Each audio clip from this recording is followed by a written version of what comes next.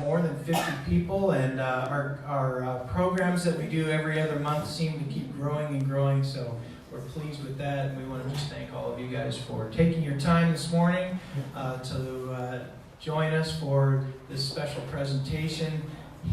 Here it is. They're doing women's marches all across the country today, and so it's very appropriate for the program that we have for you.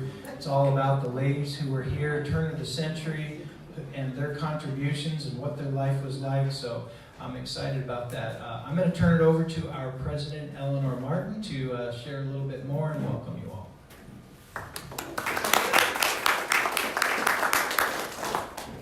Thank you. Would all the board members, can you hear me? Yeah. Put it a little bit closer. Okay. There you go. We have our board members present. I'd like you to wave, please. They get a chance to see you. As you know, we're a volunteer organization, and we always need help. Well, we have one volunteer here today, plus all the other docents, and so we work in the museum, and if you're interested, it's really an experience. We'll train you, and you can help with tours, so just contact us or sign up back there. Our museum's open Sundays from 1 to 4, and we have a program for scouts and children, and we do take groups. So I'm going to turn it back to Bill right now, and he'll introduce our program and do that other stuff. I'm not even sure what I'm doing over here, but I did want to welcome you to the Antelope-Menifee Rural Center. That's what this building is. It's there's a board that runs it, and I'm part of that, along with a few others that are here. Betty and Ina May are part of the board, and Paul DeAngelis as well. We are a 501c3 nonprofit. This building is built in 1972 by a few of the farmers that were here in the area. Chester Morrison donated the property back then, and it was the building that replaced the original rural center, which was over by where Louie's Nursery is, that was built in the 1940s. So anyway, there's some pretty good history here. I apologize for the look of the floors, but I want to tell you that we are getting ready to replace the floors in here. I don't know if you've noticed that the building recently got painted. We had a gentleman named Steve Stump, who is one of our board members, who is a commercial painter, and so he and his crew for free donated their time, so we really appreciate that, and got our building looking really nice. We recently had a roof. We recently had the parking lot redone. We've had scouts cleaning up and doing landscaping, so we're taking advantage of these Eagle Scouts that are looking for a community project, and it's a great thing to be able to have. They're the ones who use it every single night. This building gets used either by 4-H or Boy Scouts or a Girl Scout troop or a craft club or Skills Matter or a dance thing or something like that. So it definitely gets used. None of them have to pay. It's a free thing, and that's what it was originally intended to be. It's not a part of the city of Menifee or their programs. It's kind of the way it used to be back in the Wild West days when things were a little easier. So we like to hang on just to a little piece of that still. So anyway, with that, I want to welcome all of you. We're very pleased this morning to have Lesley Stevens. I don't see her, but I know she's here anyway. She's going to be speaking. She's a school teacher at Quail Valley Elementary School. And she did some research for us, and she's put together a nice PowerPoint presentation. So with that, let's welcome her to come on up. Where are you? Oh, there she is. She's hiding in the back corner. I did want to say thank you to Jerry Bowman, who's here. He is one of our former school board members, and we appreciate him. He's a supporter of our history, so thanks for coming, Jerry. All right, with that, Lesley, it's all yours. Good morning. Good morning. Good morning. I'll tell you a little bit about myself before we get started, kind of where this came from. I've been teaching for 32 years now. I started when I was 10. So no, I actually grew up part of my life in Hemet, and so when I lived in Hemet, the other part of my family lived in San Diego. So my brother and I would drive from Hemet through Menifee, and we would come to the four-way stop sign at Newport Road and look both ways and get on the freeway. Well, at that time it was the highway, right? At the four-way stop sign, and we would zip down to San Diego to visit my grandma. And I remember looking around going, who would live here? There's like nothing here. And that's pretty funny because I was from Hemet, right? Like that was a big metropolis, right? Back in the 70s, about like 25,000 people lived there. So anyway, I grew up, graduated from Hemet High School, went to UCR, became a teacher. I taught in Riverside for 5 years before I taught here. And excuse me if I get a little nervous because normally I'm used to people who are a lot smaller and have no front teeth. They can't tie their shoes. So excuse me if I mess up and get a little nervous, but I'll kick in here in a minute.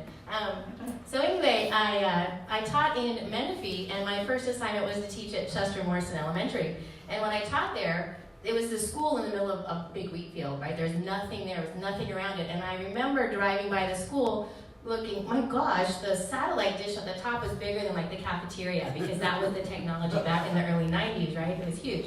And so when I first started teaching there, I'm like, wow, this is really cool because the person who the school is named after is still alive. Usually it was like a dead president, right? All the other schools were named after. So this was really neat, and I didn't know at the time the history of the families of that area because I taught 4th and 5th grade. And when you teach 4th and 5th grade, you're teaching California history or American history. And so I didn't know that the lady who served my lunch to me every day was Ina May. And I didn't know her connection to Chester Morrison until a couple of years later. After that, but she fixed the best turkey dinners, by the way, at Thanksgiving. They were amazing. And the sweetest lady to greet you in the cafeteria every day.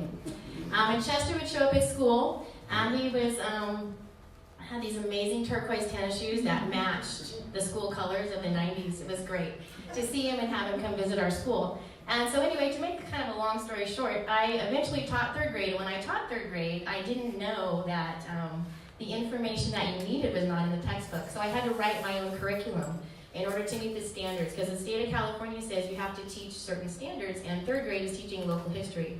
Well, textbooks in California are not going to focus on the local history of Menifee. And so I wrote my own curriculum, and now it's used across the district by all 3rd grade teachers in the district. So that's kind of where this comes from. So when I started teaching 3rd grade, I would get the map and show my kids the map and tell them all the streets who they're named after. I would show them all the schools and who they're named after. Just like little 3rd graders do, they have questions, and they would say, "Okay, that's nice, Mrs." At the time I was Miss Nelson, and they would say, "Where are the women?" Okay, just like a 3rd grader would do, "Where's all the women?" So I said, "Well, we had Callie Kirkpatrick," and they said, "Well, where are the other women? What did they do?" And so here we are. We are going to learn about these talented ladies who came together and formed a community. And so we're going to start learning about these talented trailblazers. And when I first did this presentation and put it together, the first one I learned about was Lizzie Drake, and she has a very interesting story. And here she is with her fiance Lou. She was from Pennsylvania. They met back in Pennsylvania, and here they are in 1898. However, they corresponded for over 25 years by mail. And she was the youngest daughter in the family, and as the youngest daughter, she was not allowed to get married until her parents passed away. So she stayed back in Pennsylvania until she was the age of 42, and she finally moved out here to marry her sweetheart in about 1914.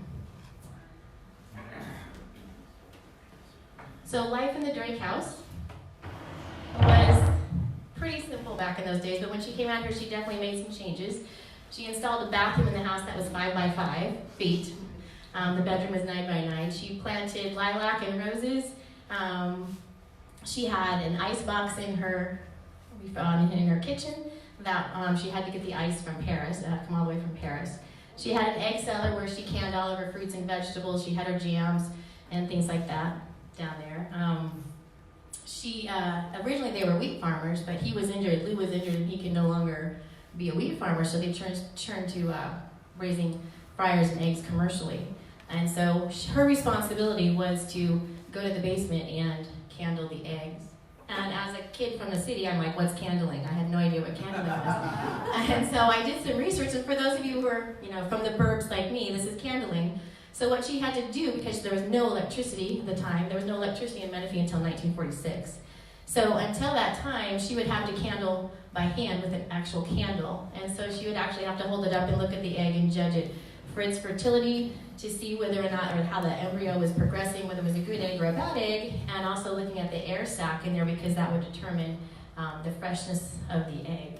So that was her job on the little ranch that they had. So she was known as Talented Aunt Lizzie by the children of Menifee.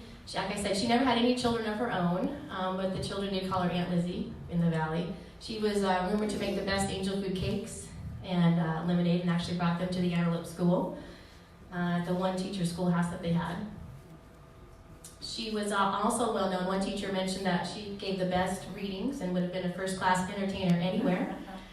She also taught Sunday school at the Antelope Schoolhouse, and she was an active member and historian of the Menifee Home Department. So upon my research, I'm like, what's the Home Department? I had no idea what the Home Department was. So anybody know what the Home Department is?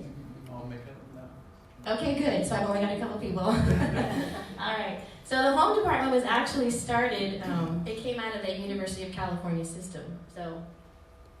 And it was also influenced heavily at the time. A lot of these women were in the area were reading these magazines for farmers, and it was the rural influence was really important at this time. It was after World War I. Sorry. So actually, when I was doing some of this, and thanks to Betty Burris, thank you, a big thank you to Betty Burris for all of her help with this.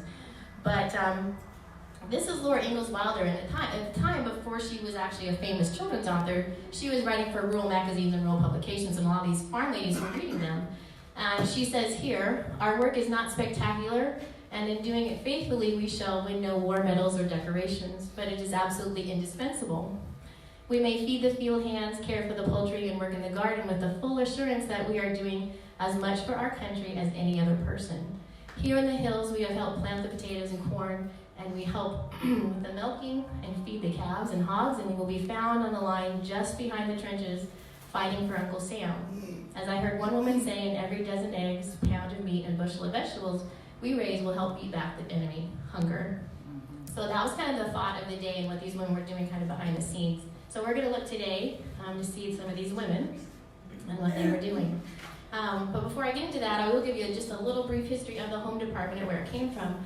It actually came from legislation that was passed by Abraham Lincoln back in the 1860s. And what he did was he took, he said that all the extra land from the Transcontinental Railroad, whatever was extra, was going to the state, and the state would establish their universities. And the focus was going to shift from universities teaching liberal arts to teaching more of the sciences. So it's agricultural science, home economics, anything to do with mining, engineering, and things like that. So it was a shift in education that was going on at this time in the 1860s. And so our land-grant college for the state of California was UC Berkeley. That was the beginnings of it. And they would establish these home departments that would go out into the county. So this is actually UC Berkeley, about 1870, when they at first were admitting women into the college. So these people were going to be trained in home economics and then carry it out to the rural farm areas. So it's also connected to UCR, which is my alma mater. And UCR started as an agriculture experiment station. So after the establishment of UC Berkeley, further legislation in 1890 provided for these agricultural experiment stations. And the first one was at UC Davis, and UC Davis was actually known as the University Farm. So whatever they were researching in Berkeley, they would carry out at the farm, which later became UC Davis.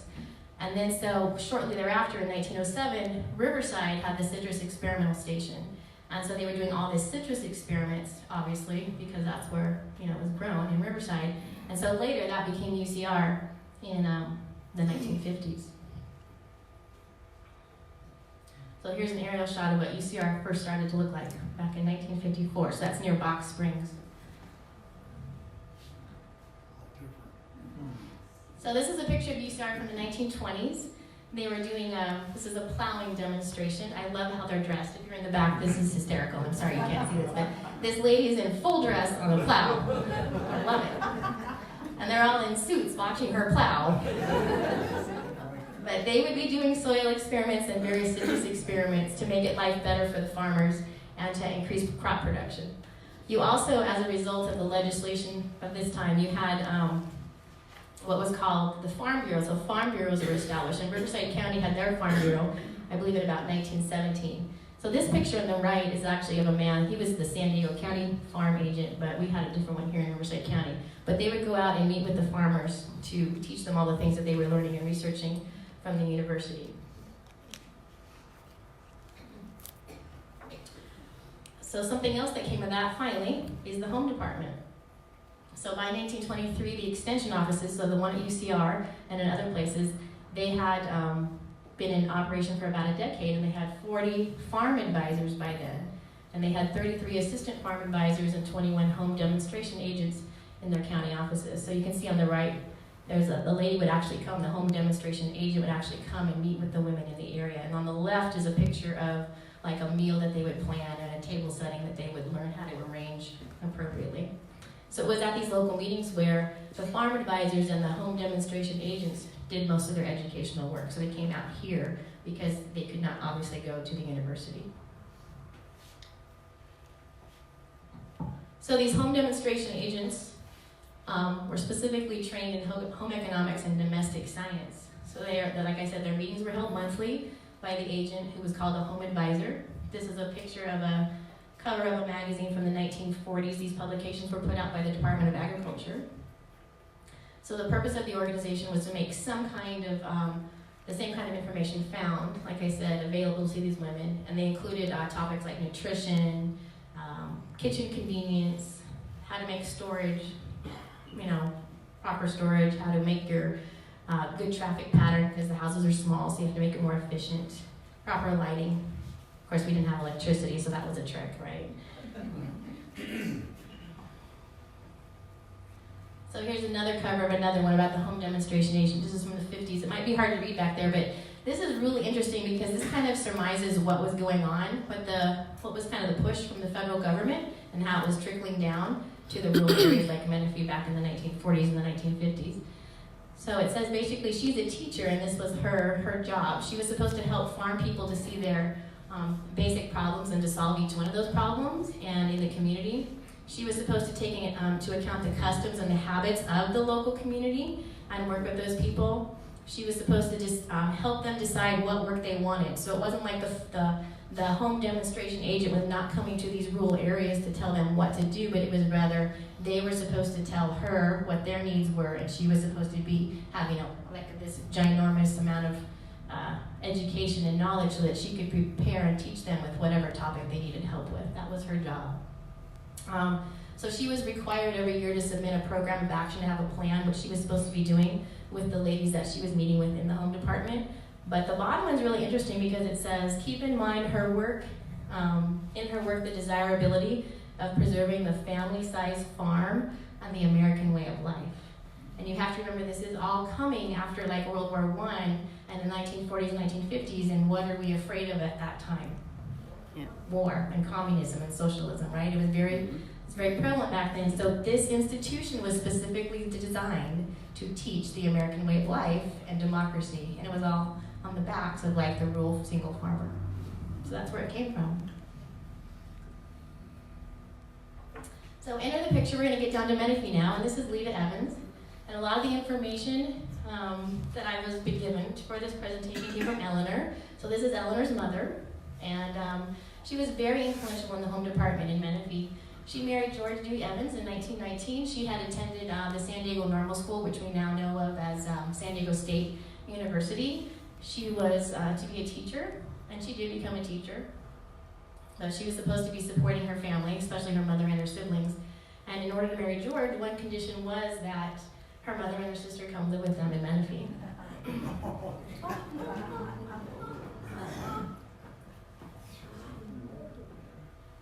She was a go-getter, let me tell you. When I read about her, your mother was a go-getter. She definitely was. Here she is. This is Lita. In the fall of 1931, Mrs. Lita Evans, she canvassed the two communities of Menifee and Antelope to ascertain how many of the ladies would like to have a home department organized in the community. So enough favored to have a meeting called for October 30th to organize. There were 13 members at the first meeting. This was written by Lizzie Drake, who I talked about earlier from the Drake House. She was their first historian, so she kept the records of the home department in Menifee for the first year or so. So Lita also was a school teacher, so this was the car that she used to go teach school in Temecula, and she also taught school at the Antelope Schoolhouse. She also was known to transport a calf or two in the back of her car.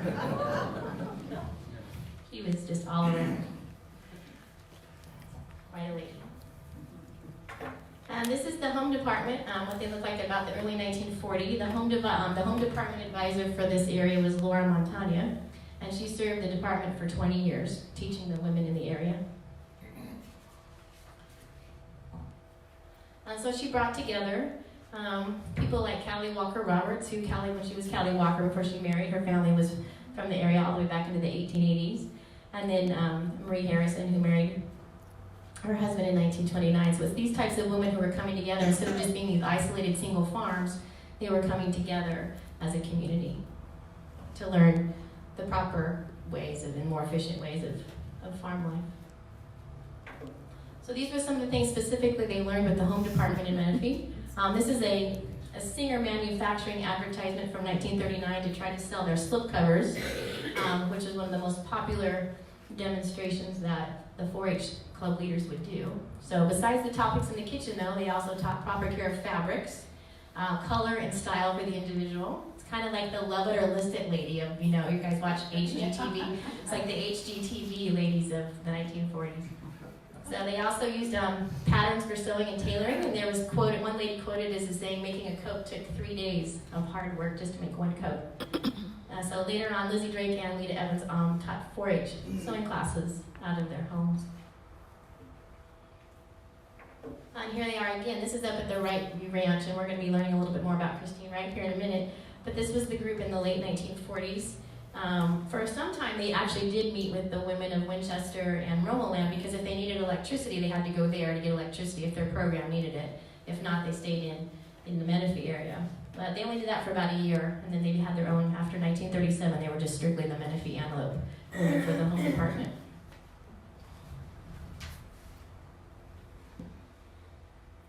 So this is the war years. So in the 1940s, obviously the topics had to shift because they had different needs.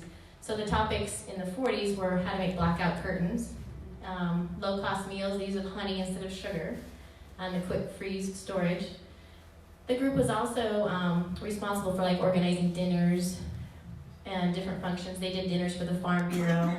They had different social activities to raise money. They entered contests at the Hemet Turkey Show to earn money. So Zora Christensen, you'll see her she's the one the middle row on the very left. She was responsible for organizing a lot of these fundraising and these dinner committees. So they would use their money to buy utensils and stove, tables, things like that they needed in order to carry out their dinners and their socials. So again, this is coming from the federal government, but this was the emphasis of the extension programs in the 1940s. It was, your Victory Garden, and it was also rural fire protection. Those were the two big topics of the war years. And Lita Evans, again, she was the financial chairman, and so by 1945, they decided they needed a new meeting place. So William Brown promised $50 and a half acre of his property because the schools were just too small, and the organization was getting too big. So they decided that they needed to raise money for a new building. And so they held dances in 1945. They decided things kind of needed to change. So Christine Wright, that we're going to be talking about here in a minute, she handmade many different types of quilts, and she donated them to raise money. So by 1946, they had $333 in their building fund. Yes. My, how times have changed.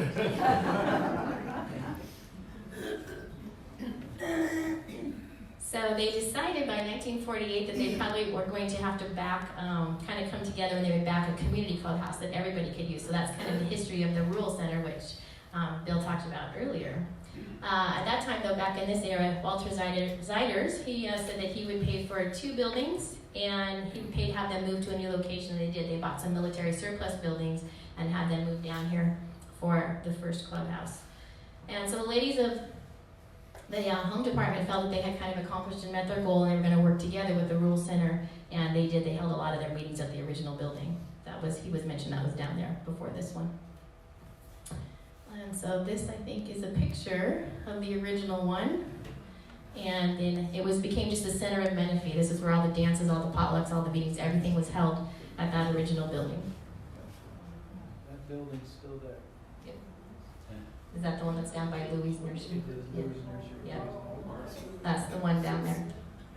But that's the one that had to be moved when they put the highway in, right? They were told it was supposed to be moved and that they didn't need to, and so it's still there. Oh, did you hear what he said? They were told they had to move it, but then they didn't need to, so that's why it's still there.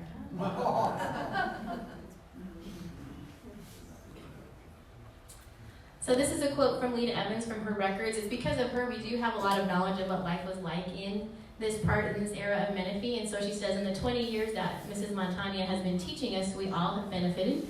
Our standard of living raised, our money was saved, and we have had good times working together for a common cause. We are better citizens, neighbors, and friends because of her work in the center. She has been an inspiration. Every member has held some office, been a project leader, or served on a committee. That's all working together. So now we're going to get into specifically, learn a little bit about these ladies. So we're going to talk now about Christine Wright and the Wright View Ranch. She called it the old Crowfoot place. It's named after one of the ladies who originally did own it.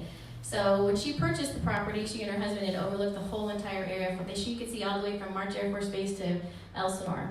And she called it pioneering with a capital P.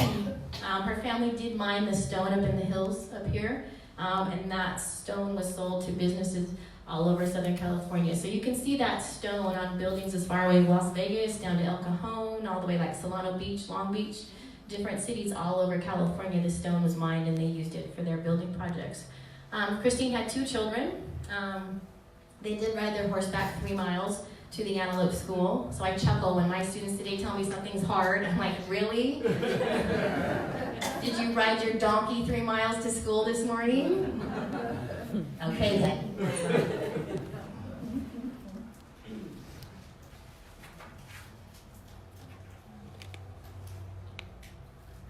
So life on the ranch was definitely difficult for her. She had no electricity. She did not drive either. She did describe in her memoir, we have quite about, I think about an 8-page memoir of her life here in Menifee, and she did describe how her laundry and her shower was 400 feet from the house. It had its own well. Water was solar heated. She had a glass washboard that she used, and she cut it out from a rural magazine. And this lady was thrifty. She used everything. She used those rural magazines to do quite a bit of different things, not only buy things, but she recycled them. And on display back there, I think Eleanor has, your 5th or your 6th birthday present? 6th birthday present. She made her an ABC book, and Eleanor still has it. So it's on display back there for you to see how she cut it out and arranged it and decorated it. And it's really cool memory to have. But this was the advertisement. So I can imagine someone buying this today. It says, this clever new washing device is simple to operate and fun, too. Ingenious glass riffles scrub clothes whiter than white before your eyes as you pass them across the face of the washer. And it's healthy exercise recommended by leading doctors for overweights and shut-ins. That was like the best thing I read. Like, can you imagine someone putting that as an advertisement today? But this was the magazine that she actually would purchase her things that she needed up there for her ranch. She also had another one because she had no electricity, so her carpet sweeper had to be, by hand. So she had all different kinds of things up there in the way of living because she couldn't, do it like with her electricity. All right, she also claimed, this is another one, she also wrote in her memoir that the social life in Menifee and Antelope Valley was far above expectations. She should have told that to my teenagers when, they lived here. They would have thought otherwise. But this was the Canasta Club of the 1950s. The nearest churches were in Paris, Elsinore, Marietta, or Wildomar, so the missionary society was established in Menifee. And this is a quote from Christine. She said, it filled the need for all denominations to get together to study God's Word, to donate it to an orphanage, to do handwork for the needy, and to share all the sorrows, troubles, fears, and doubts that find their way into every community. So she was a part of that and also donated her quilts to that so that they could earn money to donate. And this is actually from Eleanor's collection. The one on the left, Christine made headbands. So you can see in the bottom left-hand corner, she would hand sew those headbands. Remember, she has no electricity. And she did that up on the ranch for many years. Those are little beads. Yeah, they're little beads that are actually sewn, together to make a headband. Very delicate. She also made the clothes for the puppets that the children at school, so she hand-sewed all of the costumes for the puppets that the students would use in their presentations at the Antelope School. But like I said earlier, she was most famous around these parts for her quilts. And most young people in the valley received one of her handmade quilts as a wedding gift, and we have some of those on display over there on the table for you to see.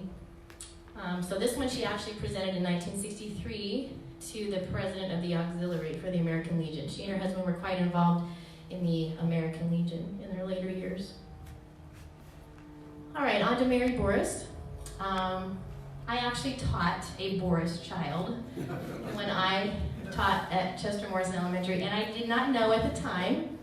Her name was Jenna Burris, and she's now, my goodness, how old would she be? I won't give it away, but 30. she's 30 now. I'm still not that young.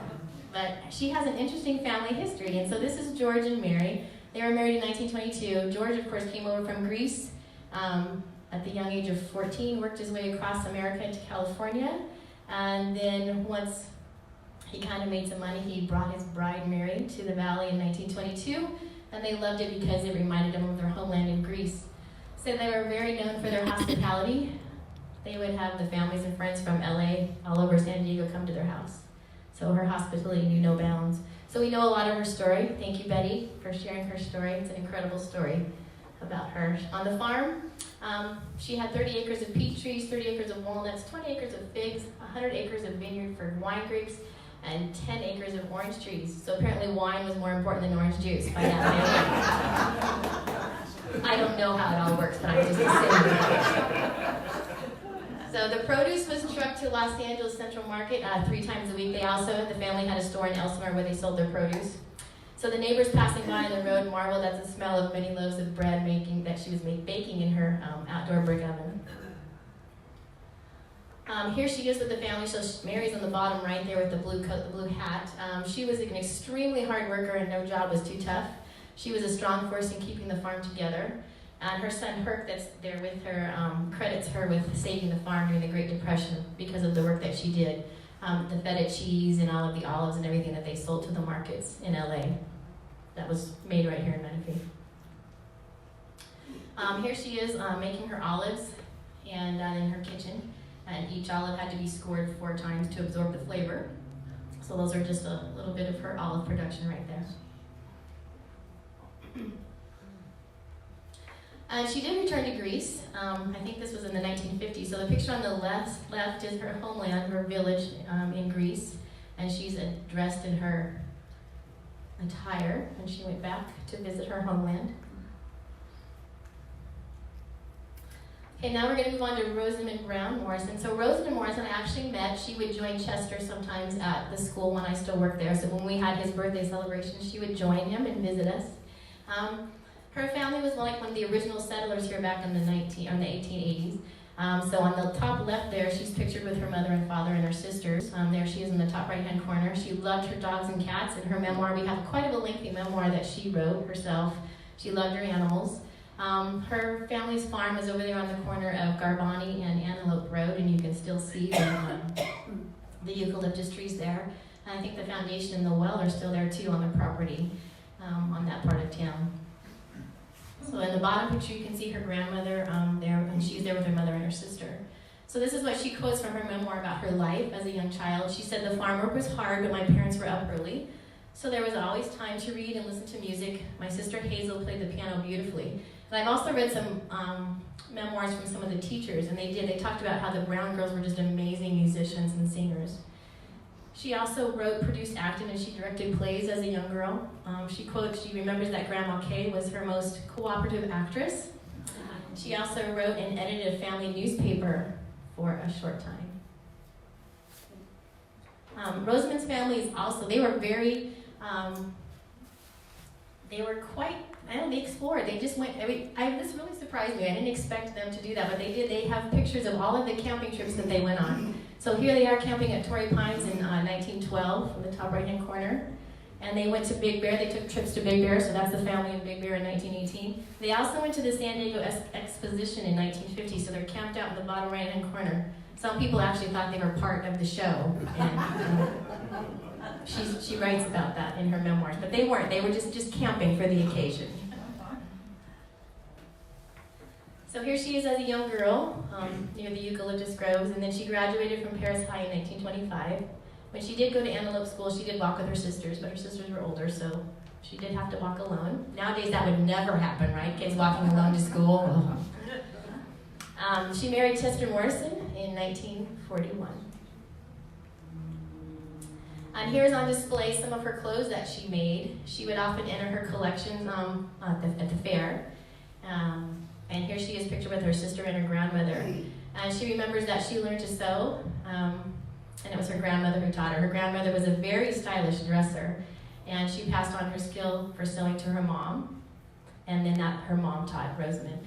So she said, I've taken many courses in sewing. It and gardening and floral arranging are my favorite recreations. She was also a painter, so we have some of her paintings on display back in the back. When she passed away, I went to visit, and her family actually gave me one of her paintings, but there's 3 of them back there. You can see what she liked to do in her leisure time.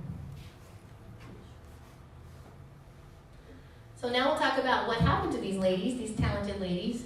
The later years for Lizzie, Lou passed away in 1947. She did have a nephew that moved in for a short while. She did board a teacher, as did other families, the Ziders and the Browns, they boarded families, the teachers as well. Life became kind of difficult for Lizzie to manage, so with the farm and the repairs that needed to be done. So she sold the property to Herc and Betty Boris in 1951. She did have to return to Pennsylvania. She moved into a retirement home in 1961, and she passed away in 1968 at the age of 95. All of these ladies lived a long life. They did something right. They were incredible. Christine Wright, she and Edward did finally build a house in Bunyan Candy to enjoy the modern comforts. She got electricity finally. They later built another house next to their son Paul Wright, where they lived the remainder of their lives. She died in 1991 at the age of 93. And here's Mary at one of the fairs with the family tractors. And she was a good and loving wife, a mother, grandmother, great-grandmother, and a friend to all. She passed away in 1997 at the age of 96. And Rosamond, she continued to be active on the board for the Rural Center, the building that we're in now. She was definitely one of our local historian for the Valley. We got a lot of information from her collections, her photographs, and her writings. She loved square dancing. She loved planting California native plants and oil painting. She lived to be 101 years old, and she passed away in 2010.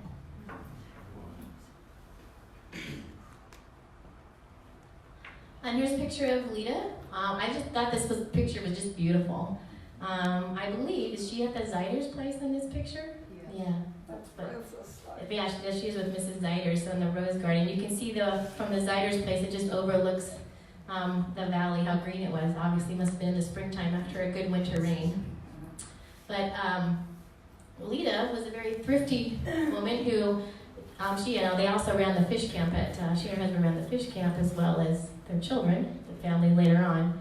But she managed to save up, she was very thrifty. They saved up a lot of land around Canyon Lake, and it was enough land to graze about 300 head of cattle. And when she passed away in 1975, the land was sold, and we now know that as Tuscany Hills.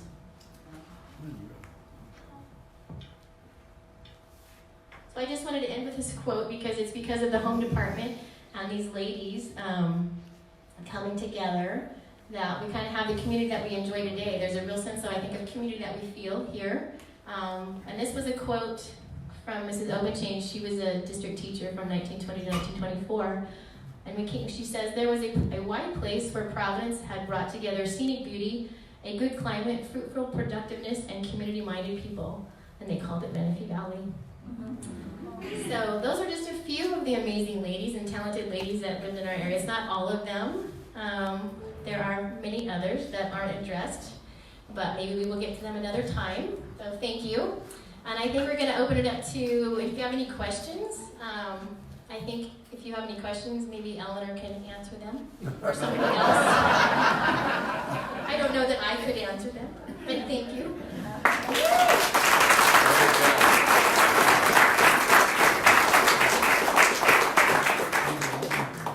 Any questions? No questions? This How gentleman, did Menifee get his name? it was named after Luther Menifee Wilson, a miner. He came in about 1883, and after his mine was going good, other miners come into the valley, and instead of having to go to San Diego to file your claim, they formed a Menifee mining district. And so actually we just consider he was here with first mine, and he named it the Menifee Quartz Mine, so they just come Menifee Valley. And actually Antelope Valley was the name of the schools. They named after the school district. So Garbani Road, everything south of that is, when I was growing up, was Antelope Road. Everything north of that, Menifee School, was Menifee School. So you're seeing the name Antelope-Menifee because it combined both of them. Well, there's a lady here. Actually, there's a question for Betty. So, apparently was Lizzie's before, but what about Mary's part? Mary Morrison. Never changed. Wait a minute, ladies.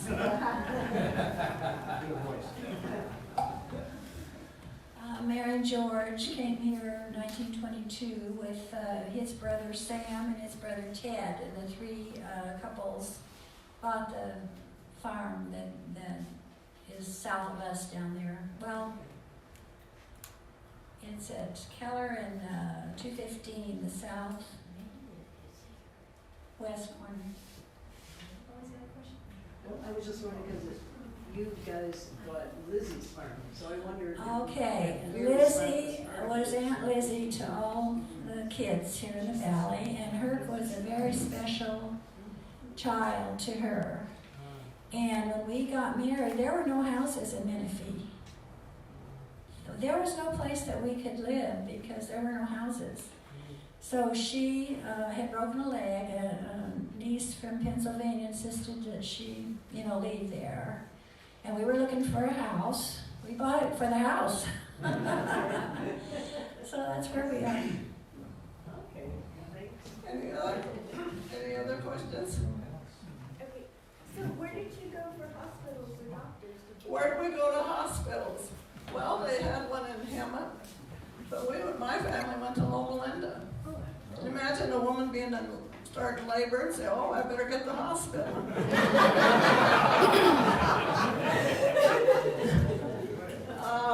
Now there's a Loma Linda hospital right there on the 15, and our house was the second house from the hospital.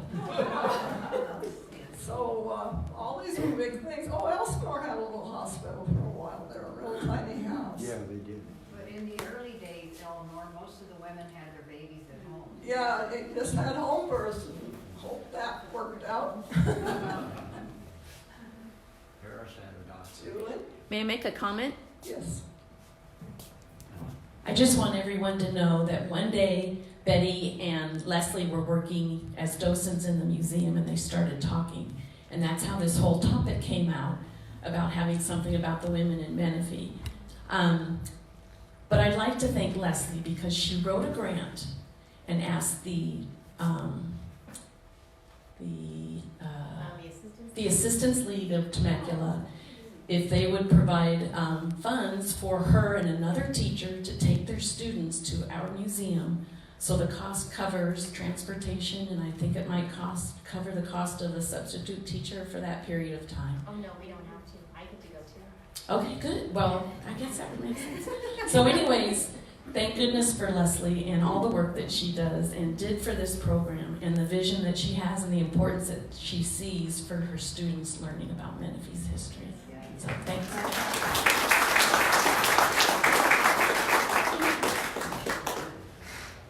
Any more? Oh, Bill? Thank you. I just wanted to add something. A lot of you like to wonder about what's still out there today. Can you go to some of these places? So I want to just show you something real quick. Right here, this is about where the 215 freeway is going north, and then Garbani Road would be right here. And you can see there's a little farmhouse right here, but the foundation for that is there. We have a monument right on Garbani Road at Antelope Road that explains the Kittleson and Brown family that was there. So you can go there anytime you like and walk around. Like Lesley was saying, there still is a foundation, there still is a well there. Also, we saw some pictures of the Wright family that was up in the hills over here, and you saw that the young man, Paul Wright, was on his donkey, but right behind him was the house that they lived in, and it was made out of rock. That rock house is still there as well. Gentleman that was very vocal. He did not want Riverside County Court Center in Riverside. He wanted it in Menifee. And he wrote columns about it, and so I'm going to tell you all about that history, and as this comes down to the ones today. His descendants besides myself living in Menifee are the Ziders family. They'll probably be descendants for quite a while because they got 39 great-grandchildren. So I appreciate you coming, and we hope you come and see our museum if you haven't been there. And tell your friends. It's a very nice crowd today, and we like you, and we try to keep you informed about what it was in the old days, and it's sort of a casual affair.